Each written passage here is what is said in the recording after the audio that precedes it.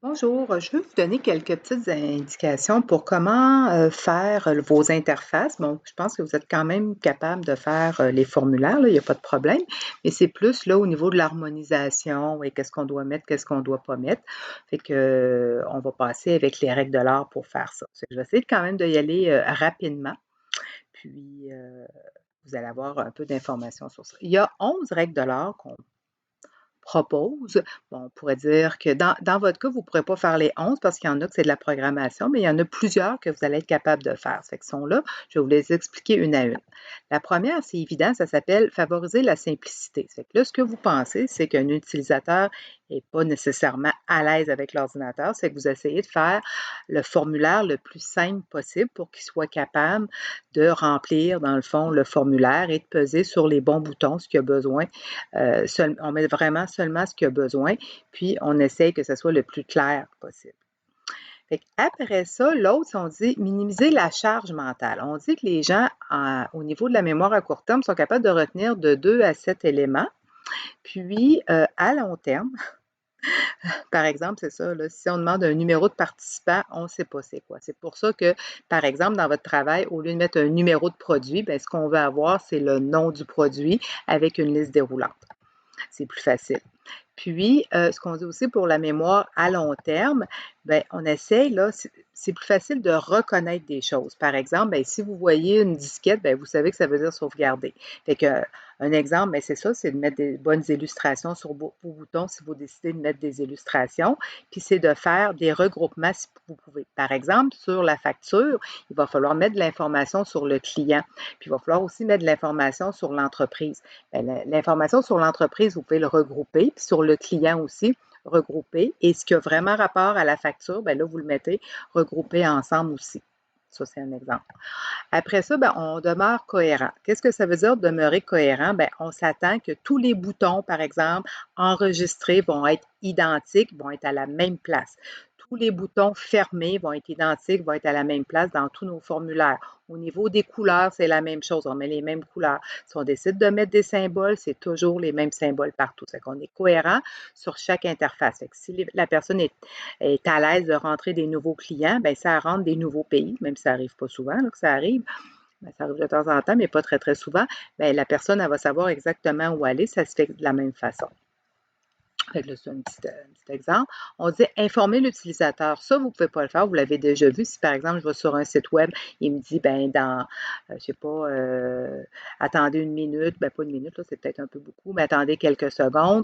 C'est que dans le fond, ça, il faut quand même être capable de le programmer. Ça, je ne m'attends pas que ça soit dans vos interfaces, mais c'est quand même une règle d'or. On met des exemples.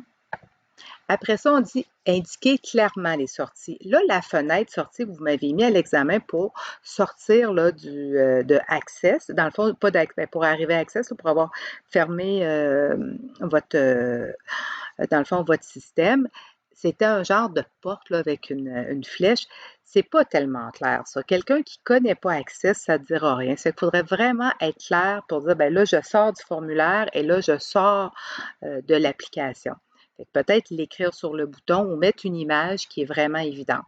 Pour le projet de fin de session, là, vous pouvez mettre des images, là, puis vous êtes capable de mettre des images au lieu d'écrire ou de prendre celle qui est là par défaut. L'important, c'est que ça soit vraiment clair.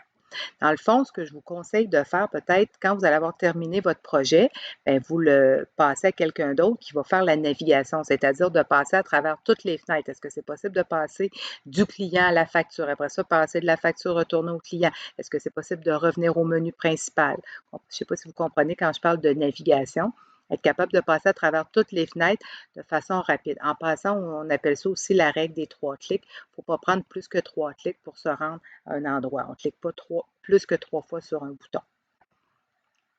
On dit soutenir les novices et les experts. Dans votre cas, je ne vous demanderai pas de soutenir les experts. Les experts, dans le fond, c'est souvent de faire